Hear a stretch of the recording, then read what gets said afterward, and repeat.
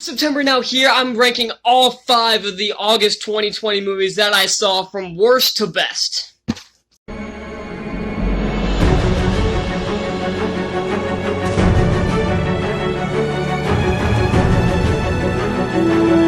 Hey, my name is Logan, and I decided to start this cinematic universe because I love talking about movies. If you can relate, consider hitting that subscribe button down below.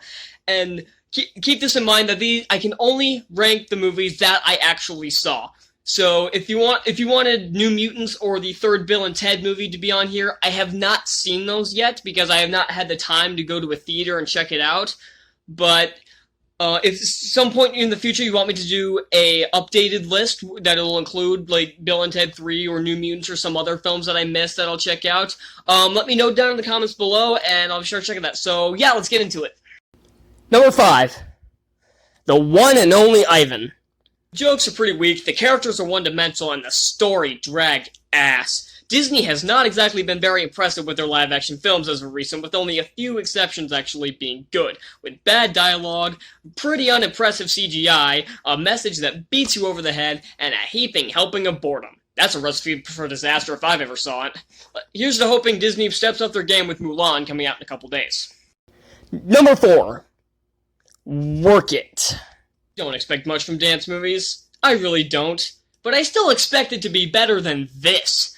The story is paint by numbers, the characters have no personality, and there's a distinct lack of dance numbers in this movie. If Netflix is going to keep making these, they really need to step up their game, because this, combined with Feel the Beat's mediocrity, they are really digging themselves into a hole they are not going to be able to pull themselves back out of.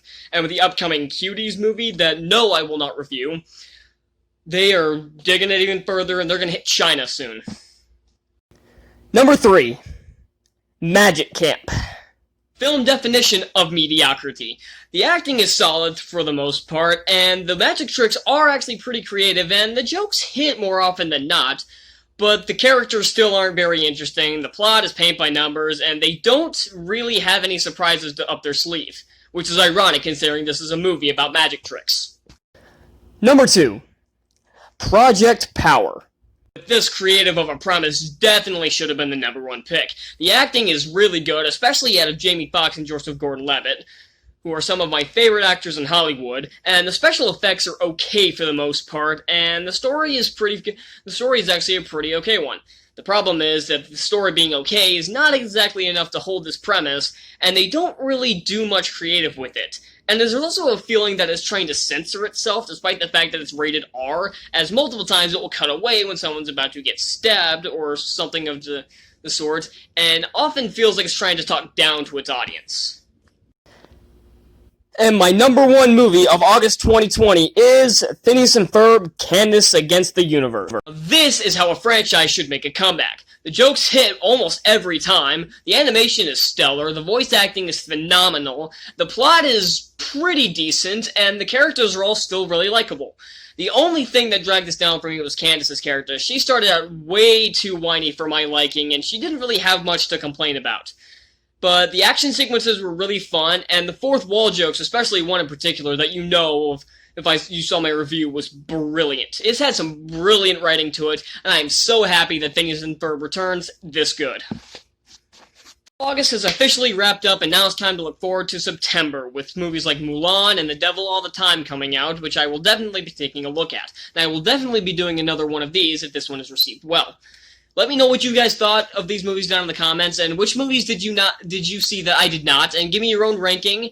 And if there are any August movies that I missed that you guys want me to check out and review, I probably still will. I can get reviews of movies that have already come out. Like I'm seeing New Mutants in a few weeks.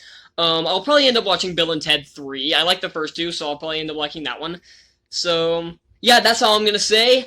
Be sure to hit that like button down below. Hit subscribe if you want to see more reviews and rankings and other stuff that I do on this channel. I will be adding more stuff to this channel. I'm doing a lot more different segments.